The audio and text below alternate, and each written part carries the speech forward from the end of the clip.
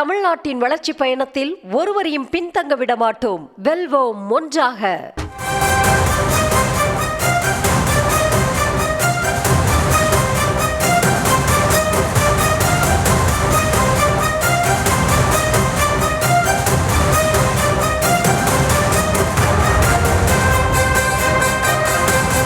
திராவிட முன்னேற்ற கழகம் ஆட்சிக்கு வந்ததற்கு பின்பாக எந்த விதமான இந்து பண்டிகைகளுக்கும் மாநிலத்தினுடைய முதல்வர் திரு ஸ்டாலின் அவர்கள் வாழ்த்துக்களை தெரிவிப்பதில்லை. பொங்கல் விழாவில் மட்டும் சமத்துவ பொங்கல் அப்படின்னு ஒன்ன கொண்டாடுறாரு. எல்லா பானையிலையும் பஞ்சகளை வச்சு சிறுபான்மை சகோதர சகோதரிகள் எல்லாம் சேர்த்து சமத்துவ பொங்கல்னு இல்லாத ஒன்றை கொண்டாடி கொண்டிருக்கிறார் மாநிலத்தினுடைய முதல்வர். எங்காவது சிறுபான்மை மத மக்கள் பொங்கல் கொண்டாடுவதை தமிழர்களுடைய கலாச்சாரத்தோடு இறைவனை வணங்குகின்ற நிகழ்வோடு இயற்கை கடவுளான சூரியனை வணங்குவதை யாராவது பார்த்திருக்கிறார்களா? சிறுபான்மை மதத்தவர்கள் அவர்களுடைய பண்டிகைகளை கொண்டாடுகிறார்கள். நாங்கள் அதை மதிக்கிறோம், அவர்களுக்கு எங்கள் வாழ்த்துக்களை தெரிவித்துக் கொள்கிறோம். ஆனால் தமிழகத்திலே இல்லாத ஒன்றாக பொங்கலே கொண்டாடாத ஒரு சமுதாயத்தோடு சேர்ந்து வைத்து இந்து மக்களை ஏமாற்றுவதற்காக சமத்துவ பொங்கல் என்ற ஒன்றை கொண்டாடி கொண்டிருக்கிறார் திரு ஸ்டாலின் அவர்கள். உண்மையான அந்த அர்த்தத்தை புரிந்து கொண்டு அந்த பண்டிகைகளை கொண்டாடுபவர்களோடு இணைந்து பாரதிய ஜனதா கட்சி இந்த பொங்கலை கொண்டாடி கொண்டிருக்கிறோம். இந்த பொங்கல் நிகழ்வு என்பது தை பிறந்தால் வழி பிறக்கும் என்பது தமிழருடைய பழமொழி. இந்த பொங்கலில் இருந்து ஆரம்பித்து வெகு வேகமாக பாரதிய ஜனதா கட்சியும் தேசிய ஜனநாயக கூட்டணியும் பல்வேறு பிரம்மாண்டமான நிகழ்வுகளை ஏற்பாடு செய்ய இருக்கிறோம்.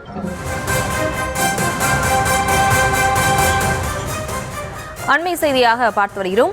திமுக சார்பில் கொண்டாடப்படக்கூடிய சமத்துவ பொங்கலுக்கு பாஜக எதிர்ப்பு தெரிவித்திருக்கிறது. தொடர்ந்து அந்த அண்மை செய்தியை பார்த்து வருகிறோம். இவங்களோடு இணைக்கிறார் இந்த செய்தியாளர் ராஜேஷ். வணக்கம். திமுக சார்பில் கொண்டாடப்படக்கூடிய சமத்துவ பொங்கலுக்கு பாஜக எதிர்ப்பு தெரிவிச்சிருக்கு. வானதி சீனிவாசன் இது பற்றி பேசியிருக்காங்க. அது அவங்க என்ன பேசியிருக்காங்க, அது பற்றி விவரங்களை வழங்கலாம். பிரியங்கா வணக்கம். திமுக சார்பில் கொண்டாடப்படும் இந்த சமத்துவ பொங்கலுக்கு பாஜக எதிர்ப்பு தெரிவித்திருக்கிறது.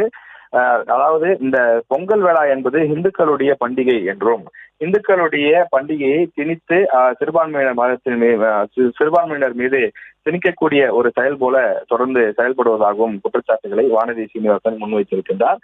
குறிப்பாக அவர் சொல்லக்கூடிய விஷயம் என்னவென்றால், பொங்கல் பண்டிகை என்பது சூரியனை வழிபடக்கூடிய நிகழ்ச்சி.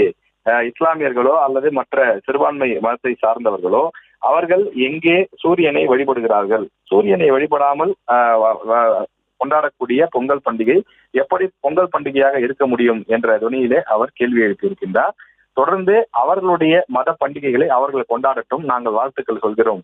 அதே நேரத்தில் பொங்கல் பண்டிகை என்பது இந்துக்கள் கொண்டாடக்கூடிய பண்டிகை, அவர்களும் சேர்ந்து கொண்டாடுவது போல ஒரு தோற்றத்தை உருவாக்க முயல வேண்டாம் என்று அவர் சொல்லியிருக்கின்றார்.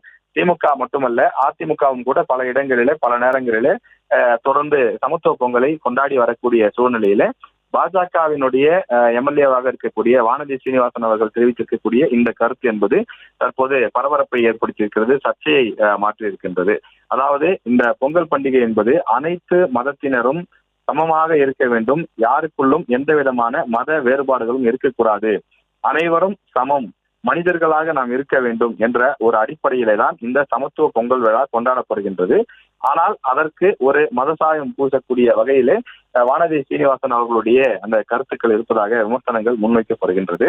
தொடர்ந்து சூரியனை எந்த இஸ்லாமியர்கள், எந்த சிறுபான்மையினர் மற்றவர்கள் ஏற்றுக்கொள்வார்கள்? சூரியனை வழிபடுவதுதானே பொங்கல் பண்டிகை என்றும் அவர் கேள்வி எழுப்பியிருக்கின்றார். தொடர்ந்து திமுக இதனை சமத்துவ பொங்கல் என்ற பெயரில் இல்லாத ஒன்றை உருவாக்குவதாகவும் வானதி சீனிவாசன் அவர்கள் கடுமையான குற்றச்சாட்டுகளை முன்வைத்திருக்கிறார்.